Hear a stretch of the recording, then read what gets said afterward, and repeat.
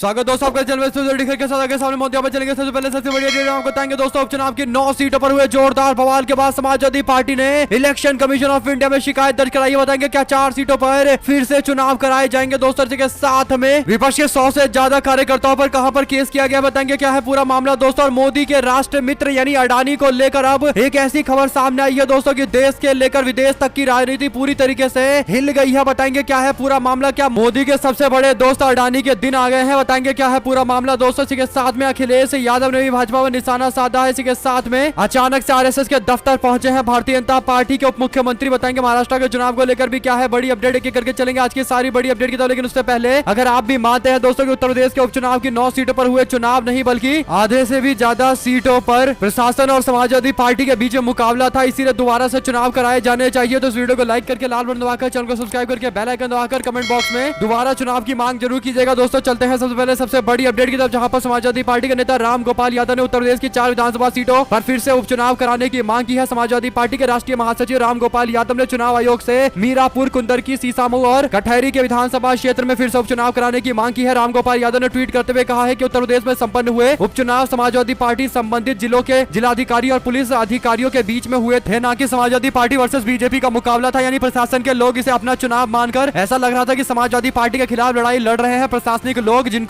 जिम्मेदारी दी गई थी चुनाव करवाने की, वो ऐसा लग रहा है कि चुनाव करवाने की जगह खुद चुनाव में उतर गए हैं। और ऐसे में समाजवादी पार्टी के नेता ने कहा है कि ज्यादातर सीटों पर जाती हुई है और इसीलिए प्रशासन से फिर से दोबारा चुनाव कराने की मांग की जा रही है। अगर आप भी मानते हैं दोस्तों की एकदम सही डिमांड है, क्योंकि ज्यादातर मुस्लिम मतदाताओं को वोट नहीं डालने दिया गया। समाजवादी पार्टी के नेता राम गोपाल यादव आगे कहते हैं कि सीसामऊ, कुंदरकी और मीरापुर के अंदर मुस्लिम मतदाताओं को बंदूक की नोक पर वोट डालने से रोका गया। ये चुनाव रद्द हो और दोबारा से चुनाव अर्धसैनिक बलों की देखरेख में होनी चाहिए। अखिलेश यादव ने भी इस तरीके के आरोप लगाते हुए मीरापुर के ककरौली थाना क्षेत्र के एसएचओ को चुनाव आयोग द्वारा निलंबित करने के लिए कहा था और बाद में ऐसा किया भी गया दोस्तों, क्योंकि वो रिवॉल्वर लेकर लोगों को धमका रहे थे। अगर सोशल मीडिया पर वीडियो सामने आ चुका है और यहां तक कि एसएचओ को निलंबित करना पड़ा है, तो फिर इसका सीधा मतलब यह है कि चुनाव के अंदर धांधली हुई है और इसीलिए इलेक्शन कमीशन ऑफ इंडिया को दोबारा से कम इन सीटों पर वापस से चुनाव करवाने चाहिए। 4 सीटों पर फिर से चुनाव की डिमांड है दोस्तों। अगर आप भी मानते हैं कि एकदम जस्टिफाइड है, न्याय संगत है, तो कमेंट बॉक्स में अपनी राय जरूर लिखा जाएगा। ज्यादा से ज्यादा वीडियो को शेयर कीजिएगा ताकि सारी बड़ी अपडेट आप सभी लोगों तक पहुंचे। साथ साथ उत्तर प्रदेश के मुजफ्फरनगर के ककरौली थाना क्षेत्र में पथराव करने और हमला करने के आरोप में समाजवादी पार्टी और एआईएमआईएम के 100 से ज्यादा कार्यकर्ताओं पर मुकदमा दर्ज किया गया है। यानी अब विपक्ष के लोगों पर भी कार्रवाई की जा रही है और पत्थर फेंकने के आरोप लगाए गए हैं। कार्यकर्ताओं के बीच में आपसी झगड़े के बाद विवाद हो गया था। जो टोटल नाम ऐड किए गए हैं उसमें 15 समाजवादी पार्टी के लोग हैं, एआईएमआईएम के 10 लोगों पर और 90 अज्ञात लोगों के खिलाफ, अज्ञात कार्यकर्ताओं के खिलाफ भारतीय न्याय संहिता की धारा के तहत मामला दर्ज किया गया है। 109 यानी हत्या का प्रयास, 115 यानी जानबूझकर चोट पहुंचाने और 121 यानी सरकारी काम में बाधा डालने के तहत मामले दर्ज किए गए हैं। 131 किसी व्यक्ति पर गंभीर और अचानक उकसावे में आकर हमला करने को लेकर ये सारी धाराएं इस्तेमाल की गई है, प्राथमिकी दर्ज की गई है। देखते हैं विपक्ष की ओर से क्या प्रतिक्रिया दी जाती है। इसी के साथ में एक बार फिर से अडानी फंस चुका है दोस्तों। नरेंद्र मोदी का मित्र अडानी अमेरिका के अंदर बुरी तरीके से उस वक्त फंस गया जब उसके खिलाफ गिरफ्तारी वारंट जारी कर दिया गया है। अडानी को राष्ट्र मित्र कहकर बुलाया जाता है दोस्तों, यानी नरेंद्र मोदी और भाजपा के लोग राष्ट्र गुरु की बातें करते हैं, लेकिन हकीकत यह है कि देश के अंदर सबको पता है कि एक राष्ट्र मित्र है जिसके लिए पूरा राष्ट्र ही रख दिया गया है दोस्तों। जहां मर्जी वहां व्यापार, जहां मर्जी जौन सा प्रोजेक्ट सरकारी, हर तरीके के प्रोजेक्ट में उस व्यक्ति का नाम रहता है। अडानी अमेरिका गए और वहां पर शेयर मार्केट में लिस्टेड कंपनी के साथ 60 गांठ कर ली गई। इसके बाद प्लान बनाया गया कि सोलर एनर्जी नाम के प्रोजेक्ट के नाम पर अमेरिका के लोगों को बेवकूफ बनाया जाएगा, बड़े बड़े सपने दिखाए जाएंगे और खूब पैसा अमेरिका की जनता से उठाया जाएगा। फिर अमेरिका के लोगों से जो पैसा मिला है उस पैसे का इस्तेमाल राष्ट्र मित्र ने भारत के अंदर सोलर एनर्जी के कॉन्ट्रैक्ट को पाने के लिए घूस के तौर पर किया। यानी भारत में आकर सरकारों को घूसे दी गई, पैसे दिए गए अधिकारियों को, क्योंकि सोलर प्रोजेक्ट लगाने वाले थे। इस पूरे मामले पर अमेरिका में सुनवाई की गई है और गिरफ्तारी का वारंट जारी कर दिया गया है। इतना ही नहीं, राष्ट्र मित्र इतने सातिर खिलाड़ी हैं कि जब इस मामले की जांच हो रही थी तो उस जांच को प्रभावित करने के लिए साजिश भी रची गई। अब गिरफ्तारी वारंट जारी करने के बाद राहुल गांधी ने प्रेस कॉन्फ्रेंस बुलाई है दोस्तों। उन्होंने कहा है कि जेपीसी बनाई जाए। विपक्ष के नेता के तौर पर मैं ये मुद्दा उठा रहा हूँ। अडानी बीजेपी को पूरा सपोर्ट करते हैं। हमारी ज्वाइंट पार्लियामेंट्री कमेटी जेपीसी बनाने की मांग है। अडानी ने देश को हाईजैक कर लिया है। अडानी का कुछ नहीं होता, प्रधानमंत्री कुछ नहीं कर सकते, क्योंकि प्रधानमंत्री उसके दबाव में। अगर प्रधानमंत्री ने ऐसा किया होता तो मोदी भी जाएंगे, यानी अगर मोदी भी उसके खिलाफ कार्रवाई करेंगे तो शायद मोदी को भी जाना पड़ेगा। अडानी बीजेपी को फंडिंग करते हैं। अमेरिका की एफबीआई ने जांच की है। मैं पहले भी कह रहा हूं कि अडानी भ्रष्टाचार कर रहे हैं। मैंने 2-3 बार प्रेस कॉन्फ्रेंस करते हुए कहा है कि इसकी जांच होनी चाहिए। जब तक अडानी गिरफ्तार नहीं होगा तब तक बात नहीं बनेगी। अडानी बीजेपी को फंडिंग करते हैं। यहाँ तक कि दोस्तों सेबी की जो चेयरपर्सन है माधवी पुरी बुच, जिसे लेकर सवाल खड़ा किया गया था कि उसने अडानी को कैसे क्लीन चिट दे दिया, अब वह भी सवालों के घेरे में है। आप लोगों की क्या राय है दोस्तों, लिखकर जरूर बताएगा, क्योंकि बड़ा खुलासा फिर हुआ है। अडानी पर न्यूयॉर्क में धोखाधड़ी रिश्वत देने के ये गंभीर आरोप है। 2200 करोड़ रुपए की रिश्वत का यह पूरा मामला है। यानी आप समझ सकते हैं कि कितने बड़े घोटाले देश के अंदर चल रहे हैं दोस्तों। यहाँ तक कि अमेरिका में जाकर भ्रष्टाचार करने की कोशिश की जा रही है और वहां से पैसा जुटाकर, वहां से घपले कर धोखा देकर पैसे का इस्तेमाल भारत में भी रिश्वत देकर प्रोजेक्ट लेने के लिए किया जा रहा है। यानी पूरी तरीके से अमेरिका, भारत, हर जगह एक ही उद्योगपति छाया हुआ है दोस्तों। और इसके पीछे कई बड़े कारण भी है, आप लोग जानते होंगे। साथ साथ आम आदमी पार्टी ने 11 लोगों को चुनाव से पहले ही अपना उम्मीदवार बना दिया है। 11 सीटों पर उम्मीदवारों का ऐलान करते हुए आम आदमी पार्टी ने कई बड़े संदेश दिए हैं। 3 मौजूदा विधायकों को दरकिनार कर दिया गया है। पार्टी के इस फैसले ने जहां एक तरफ कई तरीके के सवाल खड़े किए हैं, तो कयास भी नए तरीके के लगाए जाने लगे हैं। बाहरी नेताओं को आम आदमी पार्टी ने मौका दिया है। आम आदमी पार्टी ने ब्रह्म सिंह तंवर को छतरपुर से मैदान में उतारा है। ब्रह्म सिंह यहीं से पूर्व विधायक रह चुके हैं। किराड़ी से पूर्व बीजेपी के विधायक अनिल झा को भी बीजेपी से आम आदमी पार्टी में आने के बाद टिकट दे दिया गया है। लक्ष्मीनगर से पूर्व बीजेपी के पार्षद बीबी त्यागी को चुनावी मैदान में उतारा जा रहा है। इसके अलावा कांग्रेस पार्टी के मतीन अहमद के बेटे जुबैर चौधरी को सीलमपुर से चुनावी मैदान में उतारा गया है। सीमापुरी से पूर्व कांग्रेस पार्टी के विधायक वीर सिंह ढीगन और मटियाला से पूर्व कांग्रेस के विधायक सुमेश शौकीन को टिकट दिया गया है। तो आम आदमी पार्टी इस बार अपने कार्यकर्ताओं की जगह बाहर से आने वाले नेताओं को तरजीह दे रही है। बड़े बड़े नेताओं को दरकिनार करके पार्टी के नेताओं को आगे किया जा रहा है। कई सारे विधायकों के टिकट काटे गए हैं, जिसमें आम आदमी पार्टी के ऋतु राज झा का टिकट काटा गया है, अब्दुल रहमान का टिकट काटा गया है और गुलाब सिंह यादव का भी टिकट कट गया है। देखते हैं अब ये लोग क्या करेंगे। वफादार नेताओं को हालांकि मौका दिया है आम आदमी पार्टी। अरविंद केजरीवाल ने दिल्ली के चुनाव पर महाराष्ट्र के बाद सबकी नजर रहेगी दोस्तों। देखते हैं 23 तारीख को क्या रिजल्ट आता है महाराष्ट्र में। उसके बाद दिल्ली के चुनाव को लेकर एक नई तरीके की रणनीतियां भी सामने आने वाली है। साथ साथ समाजवादी पार्टी के अध्यक्ष अखिलेश यादव ने अनुबंध यानी आउटसोर्सिंग के जरिए विभिन्न पदों पर भर्ती को लेकर उत्तर प्रदेश में भारतीय जनता पार्टी की सरकार को घेरने की कोशिश करते हुए पिछड़ा दलित अल्पसंख्यक के खिलाफ एक आर्थिक साजिश करार दिया है। अखिलेश यादव ने सोशल मीडिया मंच एक्स पर एक अखबार में प्रकाशित कथित विज्ञापन की कतरन संकलन करते हुए कहा है कि बेहतर होगा कि बीजेपी पूरी सरकार ही आउटसोर्सिंग पर चली जाए। उसका एक जगह से ही सारा कमीशन एक साथ सेट हो जाएगा। ऐसा करने से बीजेपी को फुटकर की नौकरी या उसके बहाने आरक्षण को खत्म करने का महा कष्ट नहीं उठाना पड़ेगा। उन्होंने कहा है कि हम तो हमेशा से कहते आए हैं, आज फिर से दोहराते हैं कि नौकरी बीजेपी के एजेंडे में ही नहीं है। भारतीय जनता पार्टी आउटसोर्सिंग से सब कुछ करना चाहती है और इसीलिए नौकरी भी आउटसोर्सिंग पर डालने के प्रयास कर रही है। शासकीय विश्वविद्यालय दिल्ली के अंदर छात्र संघ के चुनाव हो चुके हैं, लेकिन अभी तक रिजल्ट नहीं आया है। 21 नवंबर को ही रिजल्ट आने वाले थे, लेकिन ऐसा नहीं हुआ। डेट फिर से बढ़ाकर 25 तारीख कर दी गई है। 25 तारीख को अब रिजल्ट आएगा। उम्मीद है कि यहाँ पर एबीवीपी और एनएसयूआई के बीच में जोरदार मुकाबला हो। इस बार कांग्रेस पार्टी हो सकता है कि दिल्ली विश्वविद्यालय के इलेक्शन में वापसी कर जाए, एनएसयूआई ज्यादातर सीटें जीत जाए। जो भी समीकरण बनेंगे दोस्तों, दिल्ली के चुनाव इससे जरूर प्रभावित होंगे। साथ विधानसभा चुनाव के वोटिंग खत्म होने के बाद आरएसएस मुख्यालय पहुंच गए देवेंद्र फडणवीस। भागवत से मुलाकात की है। वोटिंग खत्म होने के बाद संघ मुख्यालय पहुंचे देवेंद्र फडणवीस। यहाँ करीब 15 से 20 मिनट तक रहे। इस मुलाकात को किसी भी राजनीतिक एंगल से खाली नहीं किया जा सकता। इसे शिष्टाचार मुलाकात बता रहे, लेकिन चुनाव को लेकर जरूर चर्चा की गई होगी कि वोटिंग पैटर्न किस तरीके का रहा है, कि आरएसएस के लोगों ने भी धरातल पर काम किए हैं, जैसा कि मीडिया के लोग दावा करते हैं। दोस्तों, जब भी बीजेपी को जीत मिल जाती है, आरएसएस के लोग क्रेडिट लेने लगते हैं कि आरएसएस दफ्तर जाने का मतलब भी यही है। आप लोग अपनी राय जरूर लिखकर आएगा। हमारे साथ लगातार जुड़े रहेंगे सभी दोस्तों, भाइयों, बहनों, मित्रों का बहुत बहुत धन्यवाद। आप लोग देख रहे थे आपका अपना चैनल जय हिंद जय भारत। ज्यादा से ज्यादा वीडियो को शेयर कीजिएगा दोस्तों। बहुत धन्यवाद।